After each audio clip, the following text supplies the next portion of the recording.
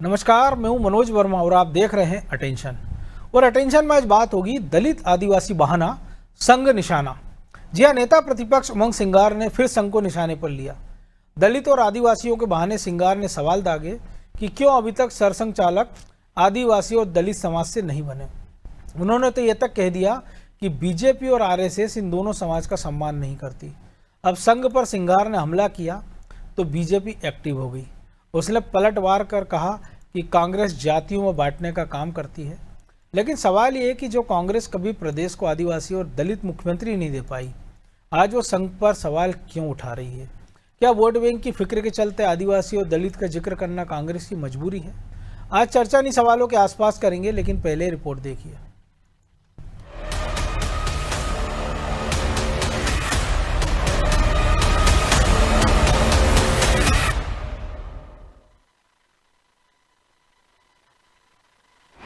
RSS पर कांग्रेस का निशाना, दलित आदिवासी बहाना। आरएसएस को लेकर कांग्रेस ने हमले तेज कर दिए हैं। आदिवासी और दलित के पिच पर बीजेपी से जंग लड़ रही कांग्रेस ने अब आरएसएस के बहाने उसे घेरा है। नेता प्रतिपक्ष उमंग सिंगार ने आरोप लगाए कि अब तक संघ में एक भी दलित या आदिवासी सरसंघचालक नहीं बना, जो इस बात का प्रतीक है कि आरएसएस दलितों और आदिवासियों का सम्मान नहीं करता।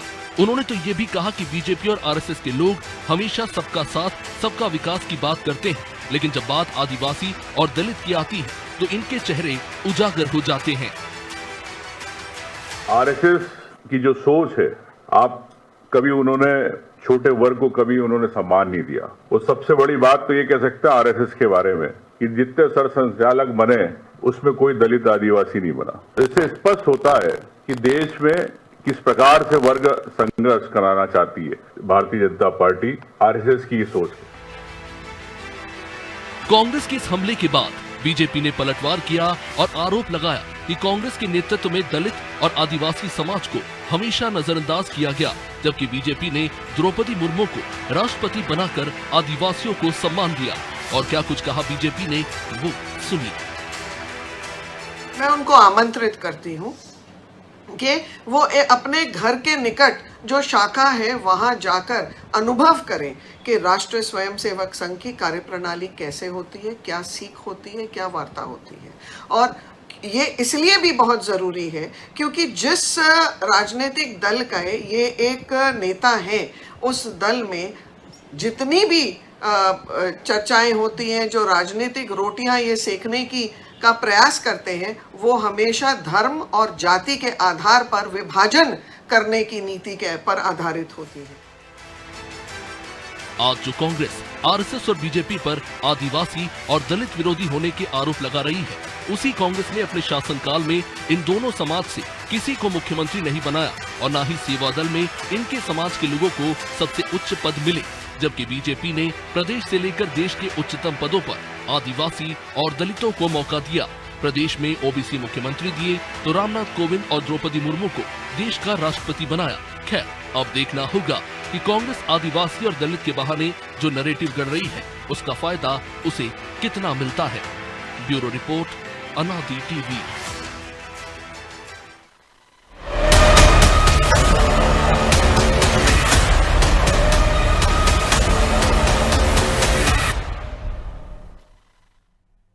तो इसी पर चर्चा करने के लिए हमारे साथ जुड़ गए वरिष्ठ पत्रकार खिलावन चंद्राकर और हमारे सहयोगी ब्रजेश चौक से।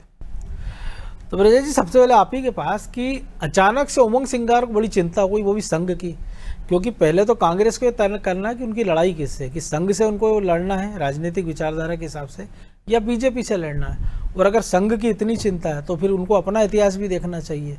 उनकी बुआ के साथ जो हुआ है दिग्विजय सिंह के शासनकाल में, उसकी भी चिंता कर लेना चाहिए। वो लंबा चौड़ा बता रहे कि वहाँ दलित नहीं हुआ, आदिवासी नहीं हुआ। वो तो कोई पॉलिटिकल पार्टी है नहीं, एक सामाजिक संगठन है जिसमें ना कोई चुनाव होता है ना कुछ होता है। हर एक आदमी योग्यता के हिसाब से अपना उत्तराधिकारी चुन लेता है।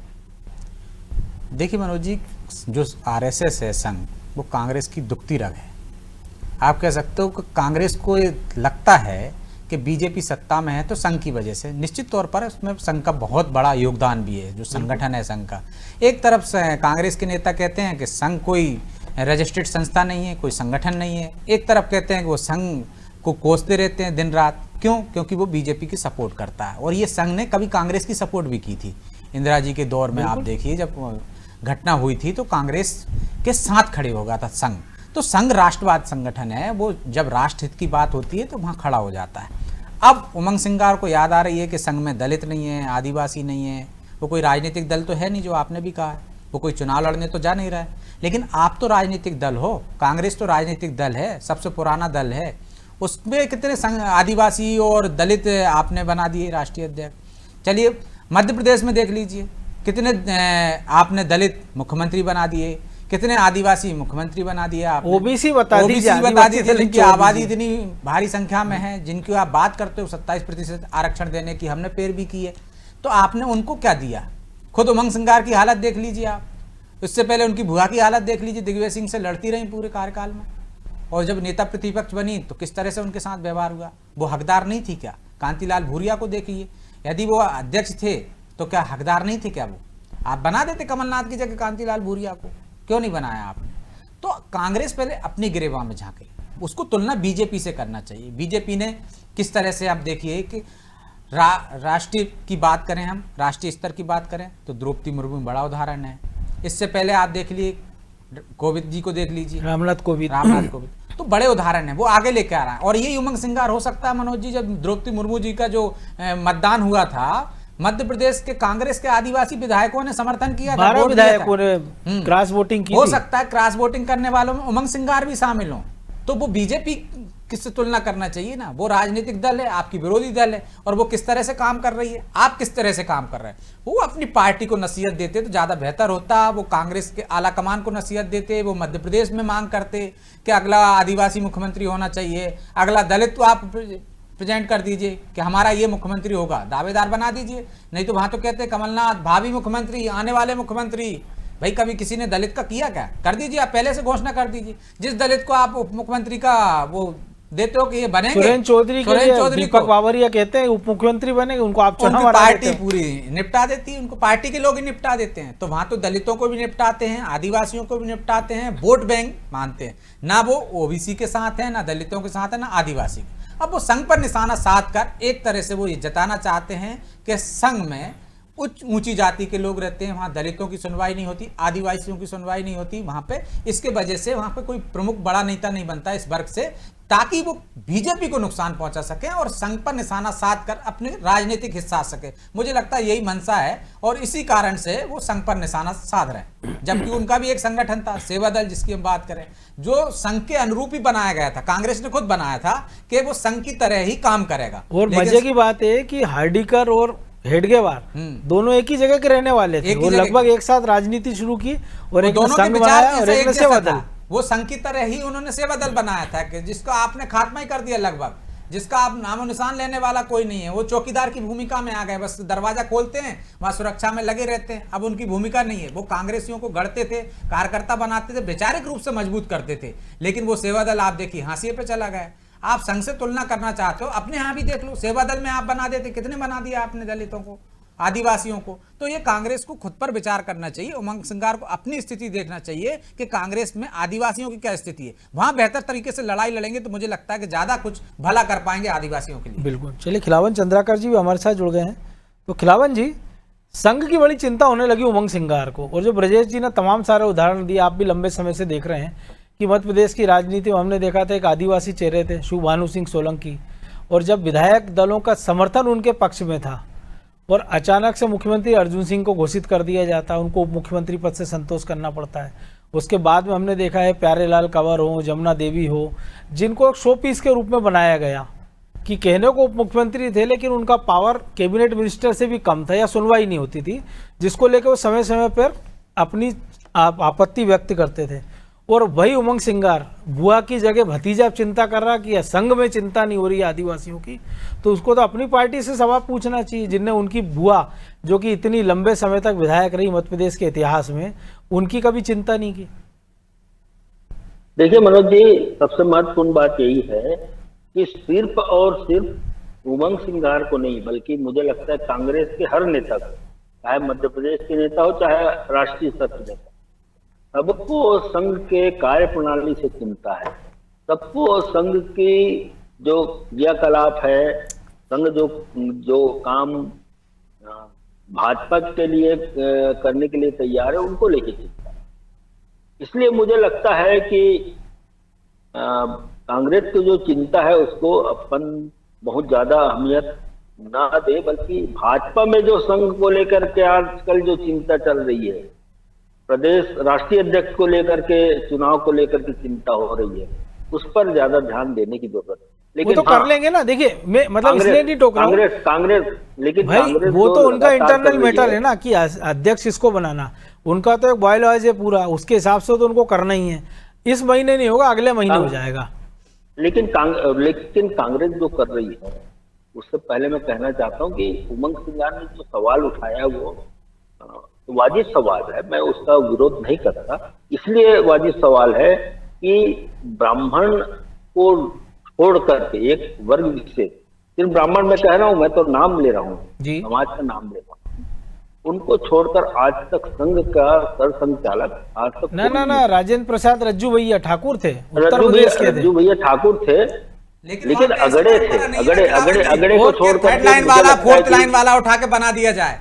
और दूसरा उत्तराधिकारी जैसी स्थिति, और दूसरा एक और चीज मैं मतलब दर्शकों के लिए बता दूं, नहीं मैं आपको टोक नहीं रहा हूँ खिलाफ, दर्शकों के लिए बता रहा हूँ, क्योंकि संघ में जब हेडगेवार जी ने एक व्यवस्था शुरू की थी कि वो अपना उत्तराधिकारी उनके मृत्यु पर्यंत पता चलता था कि लिफाफे में लिख जाते थे वो, उसी प्रकार से गुरु गोलवलकर जी का चयन हुआ था, उसी हिसाब से बाबूराव देवरस जी का हुआ था। देवरस जी ने परंपरा तोड़ी थी, उन्होंने अपने जीते जी रज्जू भैया को बनाया था, फिर रज्जू भैया ने उस परंपरा को आगे बढ़ाया, सीता मैया सुदर्शन को बनाया, और सुदर्शन जी ने फिर अभी नए मोहन भागवत का चयन किया है, मोहन भागवत का चयन किया। और आप देखिए ऐसा नहीं है कि वहां पे महाराष्ट्र के साथ साथ उत्तर प्रदेश सुदर्शन दक्षिण भारत का प्रतिनिधित्व करते थे, ऐसा नहीं है कि वो एक वो है। और दूसरा जो सह कार्यवाहक हैं उनमें हमारे यहाँ सुरेश सोनी मध्य प्रदेश के, वो भी लंबे समय रहे, दत्तात्रेय होसवाले हैं, तमाम सारे ऐसे रहे, मदन सोनी रहे हैं जी, ऐसे तमाम सारे चेहरे रहे, ऐसा नहीं है। लेकिन उनकी एक व्यवस्था है, वो व्यवस्था का पालन कर रहे हैं। जो सवाल उठाया ब्रजेश जी, जो सवाल उठाया मनोज जी, जो उमंग सिंगार ने उठाया, वो सरसंघचालक को लेकर के उठाया, प्रमुख को, संघ प्रमुख को लेकर के उठाया। अब मुझे लगता है कि नहीं, मेरा एक सीधा सवाल है, क्योंकि अभी उमंग सिंगार अभी हमारे साथ नहीं, तो मैं उनसे पूछता कि उनको चुनाव लड़ना है ना, उमंग सिंगार, कांग्रेस को तो चुनावी राजनीति करना है, तो उनका प्रतिद्वंदी बीजेपी होना चाहिए कि संघ होना चाहिए? सवाल उनको बीजेपी से उठाना चाहिए कि संघ से? क्योंकि फिर या तो दीपक बाबरिया की भी सुन ले, वो कह रहे थे संघ से अनुशासन सीख लो। निश्चित रूप से सीखना चाहिए, दीपक बाबरिया जी गलत नहीं कह रहे थे, कांग्रेस को सीखना चाहिए संघ से अनुशासन। लेकिन मुझे लगता है कि जिस तरह से लगातार कांग्रेस की जो है दिनचर्या रही है, प्रवृत्ति रही है, लगातार उनके नेताओं के बोल चाल रहे हैं, वो संघ के खिलाफ और भाजपा के खिलाफ, और संघ और भाजपा को अलग अलग करके वो लोग सोचते नहीं है। मैं भी नहीं सोचता, मैं भी दोनों को एक साथ ही सोचता हूँ, अलग अलग करके नहीं सोचता। लेकिन मैं कांग्रेस की विचारधारा से सहमत नहीं। मेरा ये कहना है कि जो सवाल उठाए गए हैं वो बहुत बेहद बहुत लाजमी सवाल है। और जिस तरह से दलित को, जिस तरह से आदिवासी वर्ग को, जिस तरह से बैकवर्ड क्लास को कभी भी सरसंघचालक प्रमुख नहीं बनाया गया, संघ प्रमुख नहीं बनाया गया, ये भी एक बड़ा मुद्दा हो सकता है। संघ की स्थापना, मैं वही कह रहा हूँ, लेकिन चुनावी राजनीति में जो संगठन है नहीं, क्योंकि फिर सवाल ये पूछा जाना चाहिए ना कि बाबू जगजीवन राम के संग कांग्रेस ने क्या किया था? 71 की लड़ाई का श्रेय इंदिरा गांधी पूरा ले गई, देश के रक्षा मंत्री थे वो बाबू जगजीवन राम, सीताराम केसरी, जिन्होंने मुश्किल परिस्थिति में कांग्रेस को संभाला राजीव गांधी की हत्या के बाद। उनके साथ क्या हुआ? सोनिया गांधी अध्यक्ष बनी तो धोती फाड़ के कंधे पे उठा के उनको पीसीसी के, एआईसीसी के बाहर फेंक दिया गया था। नरसिम्हा राव भी दूसरा बड़ा उदाहरण है। मैं राष्ट्रीय स्तर पे बूटा सिंह की भी बात करता हूँ, मैं राष्ट्रीय स्तर पे जगजीवन राम की भी बात करता हूँ, मैं राष्ट्रीय स्तर पे मीरा कुमार की बात करता हूँ। उनको तो चलो मजबूरी में सही उन्होंने लोकसभा अध्यक्ष बना दिया। सीताराम केसरी की बात करता हूँ।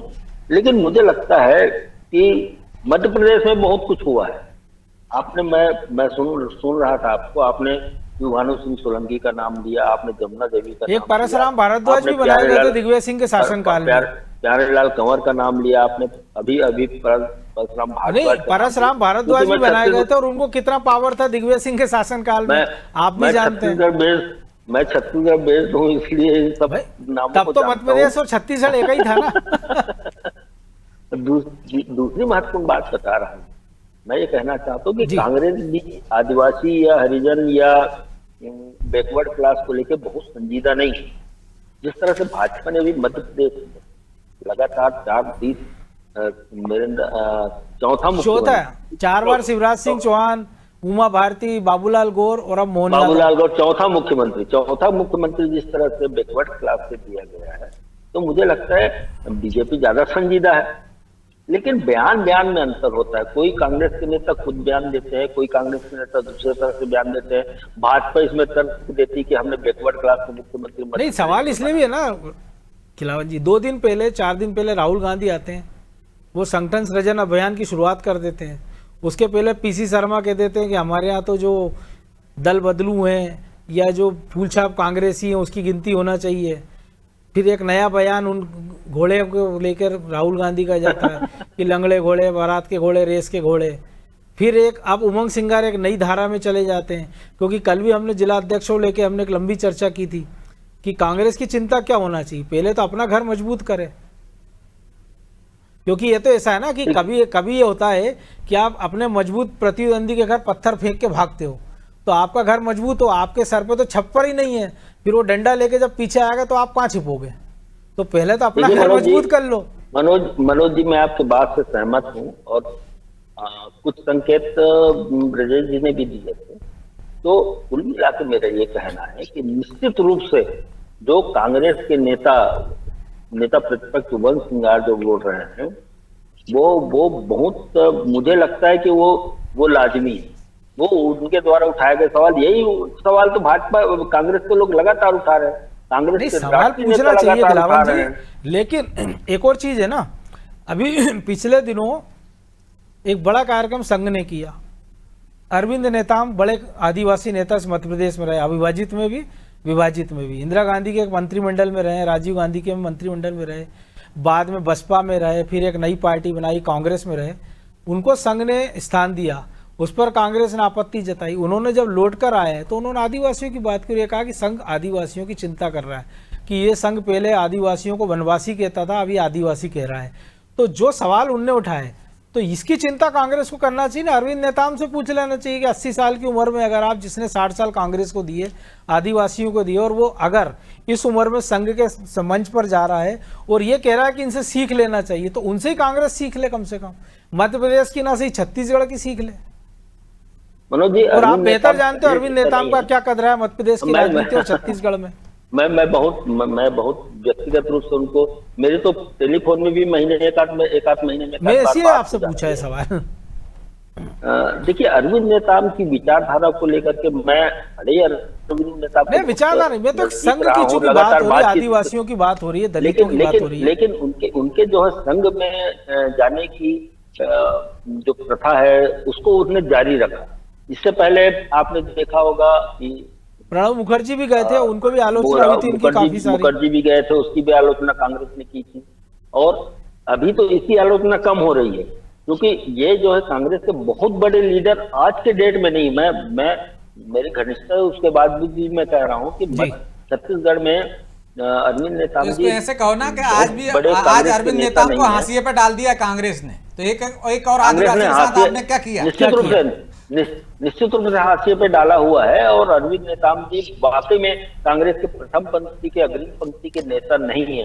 लेकिन हाँ, संघ ने जब से उनको आमंत्रित किया, संघ के नागपुर गए, वो कार्यक्रम में शामिल हुए, उसके बाद जिस तरह से वो बातचीत, लोग प्रेस में भी कहा छत्तीसगढ़ जाके उसने, और लोगों से व्यक्तिगत बातचीत में भी कहा, जो बातें सामने आई उससे मुझे लगता है कि अरविंद नेताम जी वास्तव में संघ के कार्यप्रणाली से बेहद प्रभावित व्यक्ति लगे हैं। और 80, 85, 82 साल की उम्र में यदि कोई व्यक्ति किसी विचारधारा से प्रभावित हो जाते हैं, तो मुझे लगता है कि उसका बहुत ज्यादा अगर इसको ऐसे भी तो मान सकते हैं कि एक आदमी 60 साल जिस विचारधारा से रहा, वो आदमी 60 मिनट में उस विचारधारा को त्याग के दूसरी विचारधारा से प्रभावित हो गया। इसका मतलब है कि खामी किस में है, कि 60 साल की विचारधारा में है कि या जो 60 मिनट की विचारधारा जिसने उनको प्रभावित कर दिया, ये बड़ा सवाल है। लेकिन ब्रजेश जी एक और चीज़ है, ये भी तो हो सकता है ना कि उमंग सिंगार ध्यान अपनी ओर आकर्षित कराना चाह रहे हैं कि भैया ओबीसी बीजेपी खेल रही है, ओबीसी कांग्रेस खेल रही है, जीतू पटवारी, तो हम जैसे आदिवासियों का क्या होगा। तो संघ की आड़ में इसे कि सवाल उठे कि आपकी पार्टी ने क्या किया, तो फिर कहने को मजबूर हो जाए, कांग्रेस मजबूर हो जाए कि नहीं भैया हमारा एक आदिवासी है, उसकी कम से कम चुनाव तक पूछ परख हो ले, क्योंकि बाद में किसने देखा कांग्रेस में। निश्चित तौर पर जिस तरह से उदाहरण है कांग्रेस में आदिवासियों की स्थिति की, खुद उमंग सिंगार की क्या स्थिति है तो जग जाहिर है, किस तरह से उनको जीतू पटवारी से पटरी नहीं बैठ रही। और दूसरी बात जो एक आपने कहा वो कारण भी हो सकता है कि वो ये जताना चाहते भैया आदिवासियों की भी चिंता कर लो, या संघ पे आलोचना करके संघ को संदेश देकर अपनी पार्टी को भी संदेश दे रहे हैं, अपनी पार्टी की तरफ कर लें। और वो राहुल गांधी की बात में भी वो कर रहे हैं कि भैया आप ही बात करते हो ना, जितनी हिस्सेदारी उतनी भागीदारी, तो भागीदारी दीजिए। तो पत्रकारों की पूछ ले, पत्रकारों की जाति पूछ रहे तो भैया आदिवासियों की इतनी संख्या है। मध्य प्रदेश में कहा जाता है कि आदिवासी सत्ता की चाबी है, वो जिस पाले में जाते हैं, और दिखा दिया उन्होंने बार बार। तो दलित तो बहाना है, वो तो चाह रहे हैं कि भाई आदिवासियों को देख लीजिए आप, आदिवासी बहुल कितनी सीटें हैं, वो सत्ता में आपको पहुंचा देंगे, लेकिन आदिवासियों की चिंता आपको करना पड़ेगी। कहीं संघ ने चिंता कर ली ना तो आप रह सहे और भी चले जाओ, क्योंकि बीजेपी तो चिंता कर ही रही है, वो तो दलितों के नाम पर वोट ले ही रही है, और वोट कांग्रेस के लोगों ने ही दिया। यदि और भला दिया संघ ने कर दिया, उससे पहले तुम कर दो, नहीं तो मालूम चला कि वो संघ ने ऐसा कर दिया तो कहीं आपके पास जो बचे खुचे हैं वो भी ना चले जाएं, क्योंकि फिर कहने को नहीं रहेगा। बीजेपी से तो आप कह नहीं सकते हो कि आदिवासियों के लिए क्या किया, वो तो आदिवासी भी कहते हैं हमने राष्ट्रपति भी बना दिया, और वोट भी आप लोगों ने कांग्रेस ने दिया, क्रॉस वोटिंग करके उनको समर्थन दिया, और कांग्रेस कुछ नहीं कर पाई उनका कि भाई उनसे शोकाज नोटिस दे देती किन लोगों को, उनको पता नहीं है क्या, उन पर कार्रवाई कर देती अपने विधायकों पर जिन्हें द्रौपदी मुर्मू के समर्थन में वोट दिया, लेकिन चुप्पी साध गई, समझ गई वो। और इसी वजह से आप देखिए कि नेता प्रतिपक्ष लगातार पटरी नहीं बैठने के बाद भी उन पर कार्रवाई नहीं हो पा रही, उनसे कुछ कह नहीं पा रहे। बिल्कुल। तो जो उमंग सिंगार एक अपनी दादागिरी धाक जमाना चाहते हैं, वो दिग्विजय सिंह के खिलाफ बोल देते हैं, वो जीतू पटवारी से लड़ लेते हैं, क्योंकि इस वजह से वो जताना चाहते हैं कि आदिवासियों की ताकत क्या है। और ये हो सकता है कुछ लोगों को दूर की कोड़ी लगे, लेकिन ये भी तो हो सकता है ना कि विजय शाह से दोस्ती निभा रहा उमंग सिंगार, लेकिन ये भी इसके सामने इस पर भी परिचर्चा करेंगे। लेकिन फिलहाल वक्त इतना ही था। बहुत धन्यवाद खिलावन जी। तो दलित आदिवासी बहाना संघ निशाना, लेकिन सबसे बड़ी बात है कि राजनीति में किसी भी सामाजिक संगठन हो, राजनीतिक संगठन हो, उसकी आलोचना होना चाहिए, लेकिन सबसे पहले ये देखना चाहिए कि अगर आप दूसरों के घर पे पत्थर फेंक रहे हो तो और आप शीशे के घर में रह रहे हो, तो ये पहले इस अंतर को तो काटना पड़ेगा कि आप संघ पर निशाना साधी, खूब साधी है कि दलितों को, आदिवासियों की चिंता करिए, लेकिन ये भी तो चिंता करिए कि जिस कांग्रेस ने इस देश में लंबे समय शासन किया, देश में प्रदेश ने, उसने उन आदिवासियों और दलितों को क्या दिया, ये भी एक सबसे बड़ा सवाल है। अटेंशन में आज इतना ही, मुझे दीजिए इजाजत और आप देखते रहिए अनादि टीवी। नमस्कार।